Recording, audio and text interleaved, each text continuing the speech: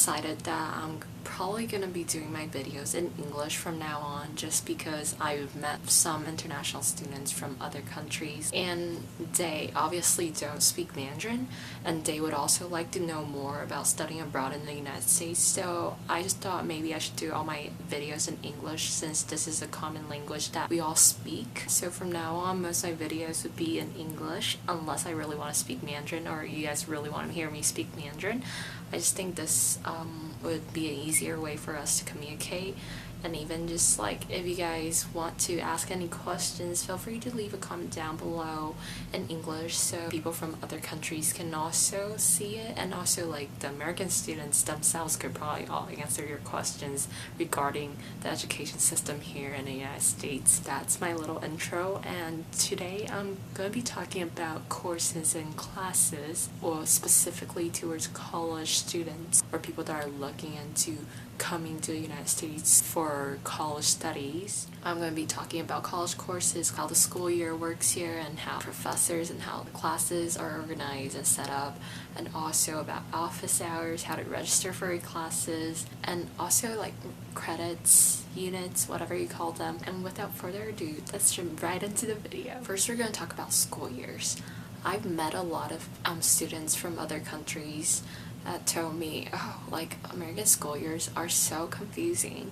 I don't know why they start in September and it ends at May. Like, I don't understand. Well, it wasn't as confusing to me because back in Taiwan, where I'm from, the school year is kind of the same as like what it is in the United States. Our school year also starts in September and then ends at May or like June usually, and then we'll have summer vacation. Well, I would say summer vacation is a little bit longer here in the United States. Well, at least for my school, it's way longer than the schools that I've experienced in Taiwan. Okay, so I know in some countries, like even Canada, their school year is set a little bit differently. American colleges in general, well, depending on what college you go to, for example, my college, we do semesters. So the school year basically starts in September, and then the first semester would be September to December, and then we'll have like a month of winter break, and starting like mid-January of the following year until like beginning of May, that would be our second semester. But I also know that there are some schools in the United States that go by quarters. They have like 3 or 4 months of school, usually like 3, I think. I'm not sure, so don't quote me on that. And they just either have a short break in between or like start the next quarter immediately, but they like register for classes differently and they pay their tuition differently. And so yeah, that's like the difference between semesters and quarters. Basically, if your school goes by quarters, you guys go through 4 quarters a school year, whereas if your school does semesters, it's 2 semesters per school year. And like I said, depending on what school you go to, it may use semesters, it may use quarters, or it may use something else. The third thing I want to talk about is credits, or some schools call it units. And because the school that I go to use credits, so I'm gonna go by like credit hours right now when I'm talking about this. But credits and units basically have the same concept behind it, so I don't think it'd be too confusing for you. Always at every university or college, every single class that you take will give you credits for it. So for example, if you're taking general chemistry, 3 hours a week, then basically that would probably be a 3 credit hour class. If there's lab, that would probably be 1 credit hour. And so basically, if you're taking Gen Chem 1 with Lab 1, then you'll be having 4 credit hours of chemistry during that quarter or semester, depending on where you go to school. Basically, at my school, to be considered a full-time student, you need to at least have 12 credit hours on the list, and most classes are like 3 credit hour classes, so that means you have to at least be in 4 classes to be considered a full-time student. If you do not need to take that many classes, then you can just apply to be a part-time student, which would not require you to have the full 12 credit hours. The maximum credit hours that we should take at my school is 19. If you want to take more, that is fine, as long as you talk to the registrar's office. I think you pay a little bit more for that. In general, most like full-time students take about like 17 to 18 credit hours a semester. I usually go to like the full maximum, which is 19, because I mean, why not? I'm already paying for my education. If you're a full-time student, whether you're taking 16 credit hours or 19 credit hours, you're paying the same. So I like to go to the maximum credit hours that I could take when I register for classes. But I'm definitely not saying that you should do the same thing. You do whatever that works best for you. I personally like doing that because I just like being busy. And so yeah, depending on your personality or like your way of studying, definitely just go with whatever works best for you. So a lot of people will probably ask, well, how many years does it actually take to get a degree? Like, how do you actually get your degree? Because you probably heard a lot of people say they got their college degree in 3 years or even like 2.5 years. Well, really it depends on how many credit hours you brought in as a first year college student, because a lot of people take like college courses back when they were in high school, and so when they brought those credit hours in as a first year college student, that basically gets some of the classes waived for them, and so they don't have to take as many classes in college in order to graduate. So depending on what kind of degree you're seeking, each major or like degree that you're seeking will require you to take a certain amount of credit hours in order to graduate, and the total credit hour that your major requires you to take in order to receive your degree is actually a sum of the credit hours of all the classes that your major requires you to take in order to graduate. And so for example, I'm in pharmacy school, and so there are certain classes that I must take in order to get my pharmacy degree. So basically what my school does is it adds up all the courses that I'm required to take in order to graduate as a pharmacy major together, and then give me that total amount of credit hours and tell me that, hey, you need to reach this certain amount of credit hours by taking these classes in order to graduate. And so for example, if you're a business major and your school tells you, okay, you need to get like 240 credit hours in order to get a business degree, that basically means these 240 hours includes the classes that you are required to take as a business major, and also the electives that they want you to take, because most schools will want you to be a well-rounded person, so they want you to take electives and also general education courses, which is like basic history, basic aesthetics class, basic business class, those kind of things. So some people might think, oh, like I'm gonna be studying history in college, so I don't think I need to take any math courses. Well, it really depends on your school's general education requirements. If your school's general education requires you to take at least one math class, even though you're a history major, you still will need to take that gen ed math course in order to graduate as a history major. Does that make sense? Next, a lot of people ask me, hey, is class discussion really a big deal in America? Well, it really depends on the class that you're taking and also the professor that you have.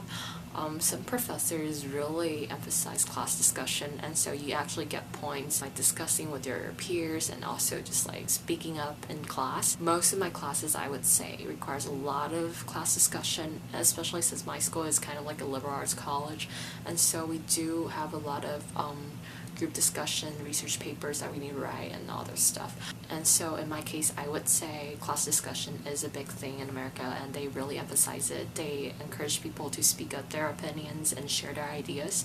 And at first I thought it was a little bit intimidating. Still, till this day, I still think it's kind of scary for me to speak up my own opinions in class, because back in Asia, we don't really do that. You know, people would think you're weird when you like kind of speak up in class. But I would say in America, since everybody's so used to it, so people don't really judge you when you speak up, and I really learned how to express my own opinions more after coming to the States. And so yeah, I would like encourage you guys to not be afraid to raise your hand and speak up your opinions. People really like that. Nobody would judge you. Some people ask me if you really get called on during class by your professors. I'd say it depends on the class. With my experience, I've only had like 1 or 2 classes that's like that. Not a lot of professors do that. They usually encourage you to just like raise your hand if you have something to say. But at least at my school, I think there's very few classes that the professors would really call on you and ask you to answer. But literally, if you don't know the answer, you can literally just straight up tell your professor, I'm sorry, I'm afraid I don't know. And most professors would be cool with it, unless your professor is like really, you know, a pain. But most of the time, I feel like most professors prefer to have the student raise your hand and speak up rather than like them calling you up. Sorry if there's a color change, because basically my SD card ran out of memory, and so I kind of had to deal with it. I hope this doesn't make you guys uncomfortable. The next thing I'm going to talk about is registering for classes in the United States. So how registering for classes works in my school. So basically each student has an an academic advisor, and your advisor should be provided with the PIN when registration comes around. So for my school, our class registration for the spring semester is usually like during October of fall semester, and the class registration for the fall semester is usually like March or April during the spring semester. Registration is basically the same for most people, but depending on your advisor, you either have to contact your advisor on your own, or your advisor will reach out to you regarding your PIN number and talking about your following semester schedule. In my case, I usually have to initiate the contact just because my advisor, he's probably just super busy, and so he sometimes forgets to contact us, but he's super nice. So every time around registration time, I would shoot him an email. Oh, hey, Dr. blah blah blah, since registration is around the corner, would it be okay for me to make an appointment with you to get my registration PIN number, just talk about my classes for the following semester? Your first year in college, you would really respect your advisor's advice, just because you don't know what's going on. But as time goes on, you'll kind of figure out how the school system works, and then you'll kind of realize what you're supposed to do as a student in order to get your degree. In some cases, you'll probably end up realizing that you know what's best for you more than your advisor does. I'm not saying that academic advisors are not helpful at all. Most of your academic advisors would be a professor from your department, and different professors, they teach different subjects, and sometimes their perspectives on other subjects are very different from students' perspective. So sometimes I think it's even better to ask your upperclassmen for class registration advice rather than asking your academic advisor. Like I said, I'm not in any way saying all academic advisors are not helpful. I'm just saying in my case, I feel like upperclassmen help me more than my academic advisor does. But honestly speaking, my academic advisor, he may not be the best academic advisor out there, but then he's definitely a great professor in his field. I've taken his classes, he's really great. It's just that I understand that academic advising isn't something that he's really good at. It's definitely mandatory to meet up with them, or else you won't get your PIN number. I don't know if it's with every school. In my school, you do need to get a new PIN number every semester in order to register for classes. A lot of people would ask me, well, how should I schedule my classes in order to graduate early? Okay, so if you want to graduate early, depending on your major, there's different ways. So for example, if your major's required courses are offered almost every quarter or every semester, then it's more likely for you to graduate early, because the courses that you're required to take is offered all the time. And so basically, if you're willing to fit in more classes in one semester, you can literally just go above and beyond and take as many classes as you can in a semester, as long as those classes are offered. For pharmacy, it's a little bit different, since a lot of the pharmacy courses are only offered once a year, so it's a little bit more complicated for pharmacy. It's harder for us to want to graduate early, so the only way for us to graduate early is actually to change our graduating class.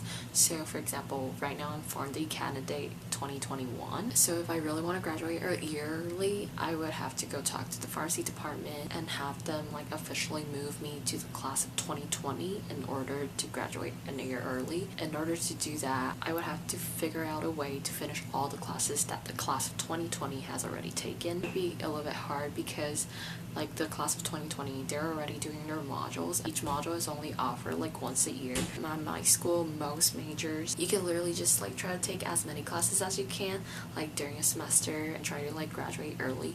But pharmacy, it's not that simple. It's a little bit more complicated, just because not all required classes are offered all the time. Last but not least, I want to talk about how to choose your professors. When I was still taking my general education courses and just the general science stuff, I would always go to ratemyprofessors.com. I would just look at reviews online about our school's professor that teaches certain subjects. I ended up realizing that a lot of the people that actually goes on to ratemyprofessor.com to write comments are people that are a little bit extreme.